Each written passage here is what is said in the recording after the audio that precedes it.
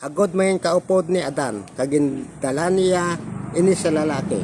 Ag si Adan malipayon siya nakita niya nga may kaupod siya. Nga isa ka babae, kag ginatawag niya ini nga si Iba. Si Adan kay si Iba ang mga tinuga ini sila sang Dios, nga mga inosente. Kag wala sila sing hinalungong nga mga tinuga sa kalibutan, kay sila mga hublas, nga wala sing bayo, pero wala sila nahuya. Kay ini sila wala pa nagpakasala kag diri sa katamnan sang Eden. May isa diri katanom nga nagatubo nga nagahatag sang ihibalo kung ano ang maayo kag malain.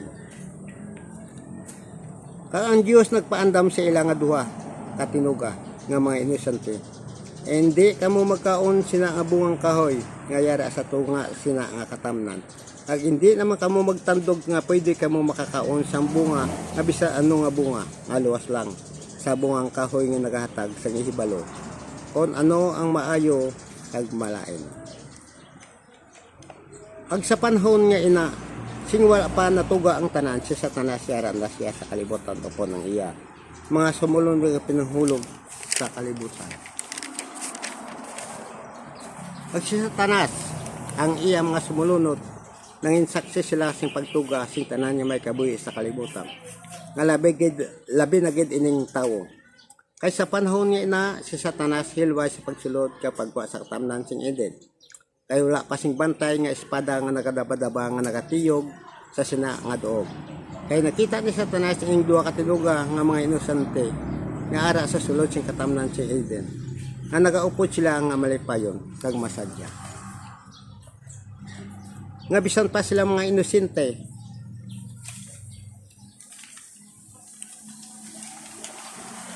nga mga tinuga. Pag si Satanas nag-umpisa sang iya lang mahigko nga paminsaro nga hindi maayo.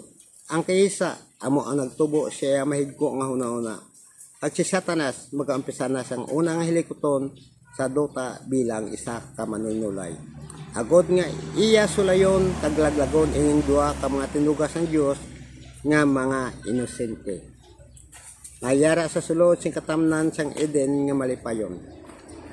Nga iya laglagon paringaman sing paglaglag niya sing mga kaupod niya nga mga anghel sing yara pa sila sa pangita. Kana pangita si Satanas sing maayo nga paagi kung paano niya laglagon ining duha ka mga tinuga nga ara sa sulod sing katamnan sing Eden. Apang may duha naman dire kabagay nga pilian ni Satanas. Kay kung hindi niya laglago, kag hindi niya sulayon ining duha ka tinuga sang Dios, kag hindi ini magadamo ang tao sa kalibutan. Kay ini sila mga inosente nga mga tinuga nga wala sing nalungong sa ginatawag nga pakighilawas. Kag wala sila nakibalo kung ano ang maayo kag malain. Kag magapabilin ini sila sa katamnan sing Eden tub-tub sa katapusan sang panahon. Kung iyan naman ini sulayon ining duha ka mga tinuga, kag diri mangin magadamo ang tawo sa kalibutan. Kag diri naman magahalin ang rasa sing tawo nga gintagna nga iya mangin immortal nga kaaway nga amo ang magalaglag siya pakadto sa impierno nga amo si Kristo. Apang tungod sang espiritu ginhatag sa iya bilang isa ka manunulay. Kag dapat kiniya sulayon ining duha ka inosente nga tinuga sang Dios. Kag iya ginplanuhan na sang Dios agod niya ang matuman na ang palananawon kag mga tagna sa palaabutong sa panahon. Kag amo man ini ang hilikoton ni Satanas diri sa kalibutan kun nga gindagdag siya sa duta. Agod nga iya sulayon ang tanan nga mga katawhan nga gintugas sang Dios sa kalibutan kag siya ang magadala sing dako ang kagamo kagagarot sa duta. Ag dire naginumpisahan ni Satanas ang iya una nga hilikoton sa duta bilang isa ka manunulay. Ag kun ano ang iya pagabuhaton sining duha ka tinuga agod nga malaglag niya ini nga duha ka tinuga sang Dios nga mga inosente. Agod nga makahalin sila sa katamnan sang Eden kag makasala sila sa Dios. Ang babaye nakita na Satanas nga maluya kag mahuyang ang ila banagdagan. Kay ini si Satanas maalam kang may pagkatuso ang iya ugali. Ang nangita siya si Satanas sing maayo ang kagayunan. Agon nga iya sulayon ining babayi. Na nagaisahan nun. Nagaisa nun nga nagalagaw sa tupad sa bungang kahoy nga wala pa sa tupad niya ang lalaki. Iya diri ginimpesahan ni Satanas ang iya nga plano. Apang wala siya sa nakita nga pagasundan sing espiritu. Sinakita ni Satanas na ang manog nga nalakat sa tupad sa bungang kahoy kay ining manog sing una inisiya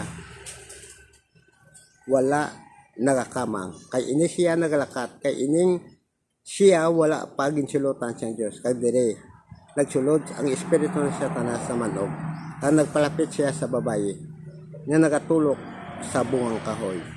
Ang babayi ang una nga tinuga sa kalibutan nga iya ginsulay paagi sa isa ka manog nga tinuga mga tinaga nga mabugnaw kag matamis nga manami pamatian. Kag wala pa niya nabatian nga halin sa pagtuga sa iya. Mga tinaga nga daw hindi niya mapangindian nga nagatapik siya paminsaro. Kag wala siya sing kusog nga pamatukan ang ginahambal ni Satanas. Tungod sing iya kahuyang kaluya ag pagka-inosente nga tinuga. Nasulay siya sa mga tinaga ang ginapasalin ni Satanas sa ginasilan sa iya. Nga kung kauno ninyo ina nga prutas masanagan ang inyo huna-huna. Ag nangin pareho kamo si iya nga makaibalo kung ano ang maayo kang malain. Ag tungod siya pagka-inosente nga tinuga kag ining babayi gusto yagad niya mahibalan kung ano ang maayo kag malain. Ag sa gilayon kinkuha niya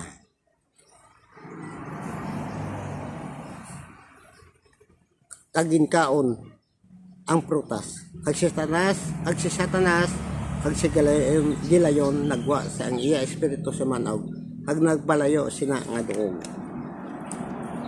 Kag nakaabot ang lalaki, kag ginhatagan siya sing babayi sing prutas tungod kay ang ginahigugman niya ang babayi, kag nasulay siya sing babayi.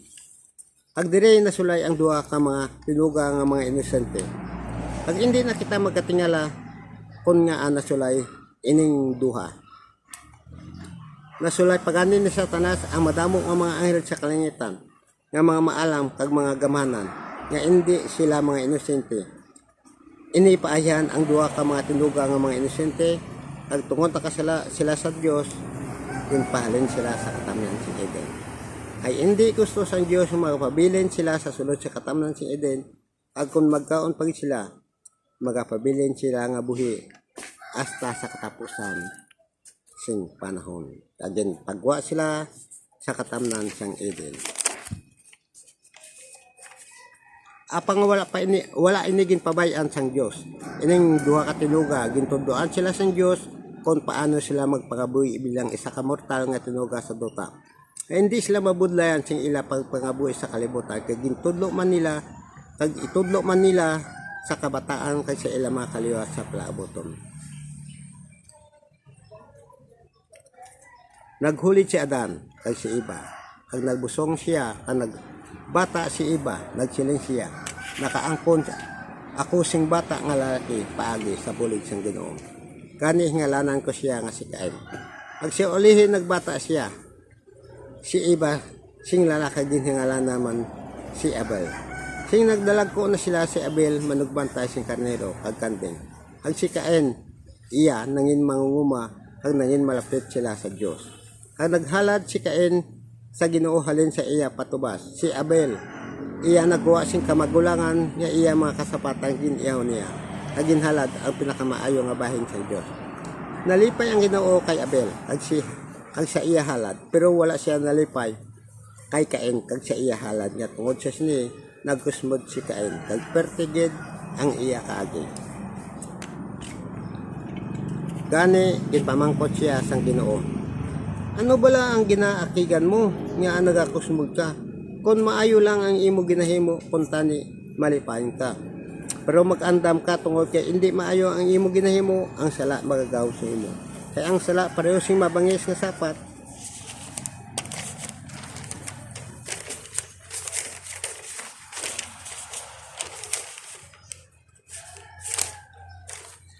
nga nagabantay sa imo agot tukbon ka. Gani kinahanglan dag-on mo ina. Kag ang kainit kag kaakig kaysa nagpabilin sa sulod sa tilipusoon ni Cain. Isa sa adlaw nagsiling si Cain kay Abel. Dali makadto kita sa uma. Kag sangsod dito na sila ginpatay ni Cain si Abel. Dayon namangkot ang Ginoo kay Cain. Then ang imo utod nagsabat si Cain, ambot wala ako nakahibalo. Nga ako bala ang manugbantay sa iya, ka nagsiling dayon ang Ginoo sa kay Cain. Ano bala ang imo ginhimo? Ang dugo sing imo utod daw tingog nga nagapakitluoy nga silutan ko. Ang tawo nagpatay siya tungod sa imo kinhimo mo ang pinakamalaot ko ikaw. Sugod subong hindi ka na makapanguma sa duta. Nga nagsuyop sang dugo sang imo utod nga imo ginpatay. Bisan pa magtanom ka,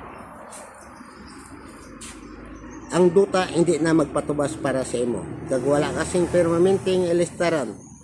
Gani bisan din ka na lang makadto ka nagsiling sa Cain sa Ginoo. Tama na gid kabug at ang silok mo sa akon.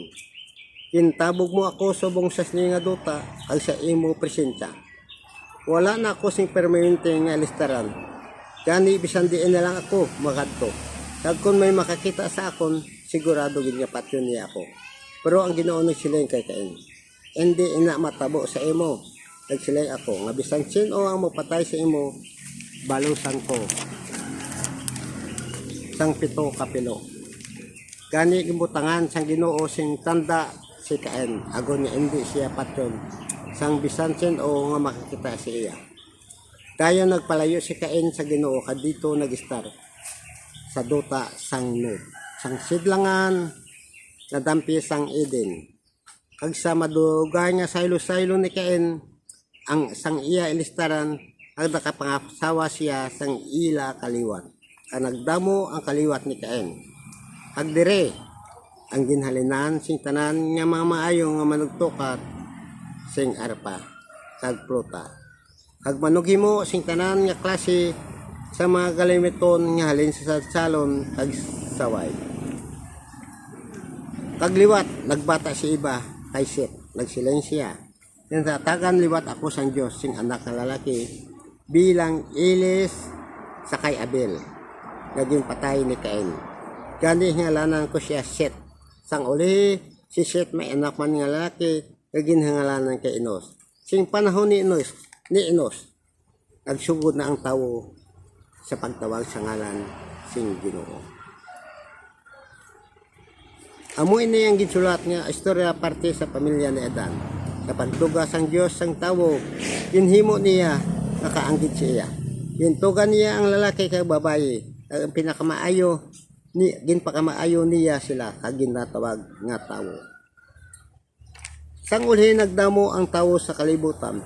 Naginhalinan sa kaliwat ni Adan kaniba, nagdalapta sila sa duta, nangita sila sa duog nga ila pagapuyan. Agon magamuat kang magadamo pagid sa duta kan nag-abot na ang panahon nga madasig ang pagdamo sang tawo sa kalibutan.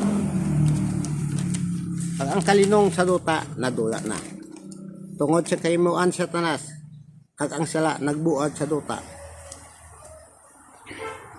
Ang mga katawan sa duta ang ila kinaugali